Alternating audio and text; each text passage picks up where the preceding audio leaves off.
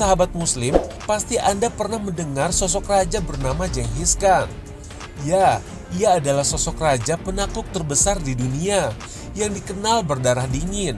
Bahkan sejarah memperkirakan ia telah membunuh 40 juta jiwa selama ekspansinya tersebut, yang tak sungkan-sungkan membunuh pasukan lawan secara brutal.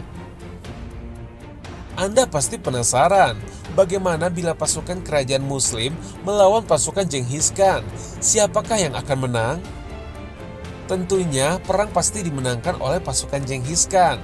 Ya, karena hal itu sudah terjadi melalui penaklukan hingga luluhlantah salah satu kerajaan Islam terbesar di kala itu, yang kekuasaannya membentang di wilayah Asia Tengah hingga Eropa Timur.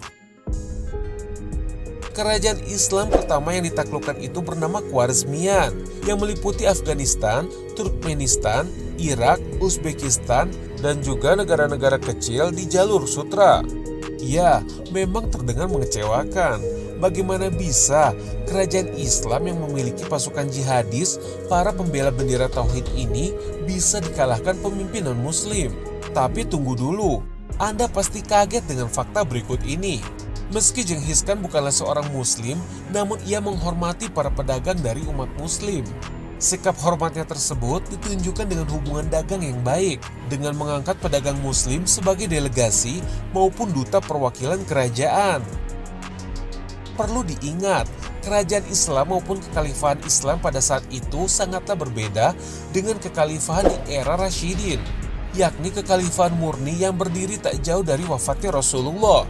Kerajaan Islam di abad ke-12 ini sudah mengenal politik kotor dan perebutan kekuasaan. Jadi kerajaan Islam Khwarezmian lebih fokus pada pembangunan ekonomi serta politik dibandingkan dengan penegakan syariat serta ajaran agama. Terlebih Sultan yang bernama Shah Muhammad ini dikenal raja yang berperangai buruk dan gemar bermain wanita. Serta campur tangan sang ibu membuat keputusannya menjadi pelin-pelan dan tak jarang berakhir buruk. Pada awalnya, Genghis Khan melakukan pengejaran terhadap musuh utamanya, yakni pimpinan Kucluk dari Kekaisaran Mongol Barat. Kucluk dan pasukannya berhasil ditemukan di wilayah Asia Tengah, yang memang tak jauh dari wilayah kekuasaan kerajaan Islam Khwarezmian. Ia merasa sudah cukup puas dengan pengejaran musuh utamanya, yakni pimpinan Kucluk, dan tak berniat melakukan ekspansi pada kerajaan Islam yang ada di dekat kekuasaan barunya tersebut. Genghis Khan berpikir lebih baik ia menjalin hubungan baik dengan negara tetangganya itu, mengingat ia dan pasukannya adalah suku nomaden, dan pentingnya menjalin hubungan baik dengan kerajaan yang menetap di satu tempat. Genghis Khan malah lebih tertarik untuk melakukan perdagangan dengan kerajaan Islam Khwarezmian, mengingat kerajaan tersebut menguasai jalur sutra Asia Tengah. Akhirnya Genghis Khan mengutus 500 pedagang yang sebagian beragama muslim untuk mengadakan perdagangan dan juga hubungan baik. 500 iring-iringan tersebut diduga membawa barang-barang mewah untuk menarik hati sang sultan agar mau menjalin hubungan dengan baik.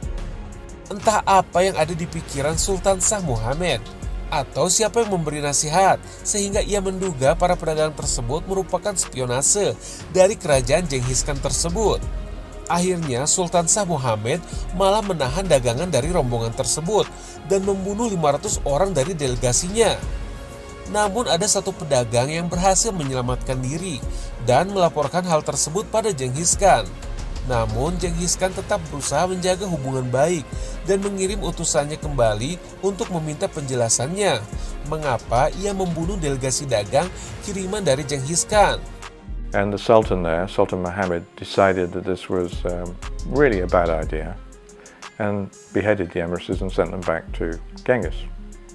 Padahal mereka tidak membawa senjata dan berniat untuk berniaga. Namun sang sultan malah kembali membunuh utusan Genghis Khan. Dan inilah sumber petaka yang memicu kemarahan Genghis Khan. Genghis Khan menganggap ini sebuah penghinaan besar kepadanya. Peristiwa inilah pertama kalinya Mongol menyerang kerajaan Islam. Akhirnya Genghis Khan membawa pasukannya sebanyak 200.000 orang untuk menyerang kerajaan Khwarezmian yang memiliki pasukan lebih banyak, sekitar 400.000 pasukan. Interestingly, none of the other sultans decided to help Sultan Muhammad. There was no jihad. There was no cause for holy war.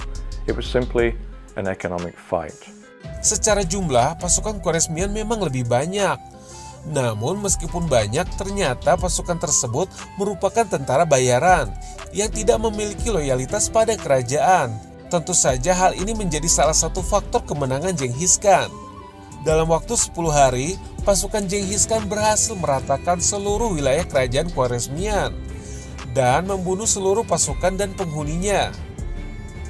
Sang Sultan pun berhasil melarikan diri menuju Laut Kaspia dan meninggal di sana karena didera depresi dan juga kehancuran yang mendalam. Sahabat Muslim, dapat kita petik dari kisah ini ialah betapa pentingnya kita memiliki sikap husnuzon atau berbaik sangka. Bahkan seorang Genghis Khan pun masih memiliki cinta terhadap kaum muslimin dan masih berbaik sangka pada pemimpin muslim. Meskipun pada akhirnya Genghis Khan menghancurkan kekhalifan Islam. Namun siapa sangka penyebaran Islam kelak di daerah Asia malah ada di tangan putra dan juga cucu dari Genghis Khan itu sendiri. Di antaranya adalah Ghazan Khan yang menjadikan Islam menjadi agama resmi di kerajaannya dan mengislamkan 400.000 orang di bawah pimpinannya. Masya Allah. Ghazan sendiri namanya telah berubah menjadi Sultan Muhammad Ghazan. Bahkan ia bertekad ingin membangun kekhalifat Islam di Baghdad yang telah diporak-porandakan kakek buyutnya tersebut. Sahabat Muslim, jangan kemana-mana. Setelah yang satu ini, kita akan membahas hal yang lebih seru. Tetap di Jendela Islam.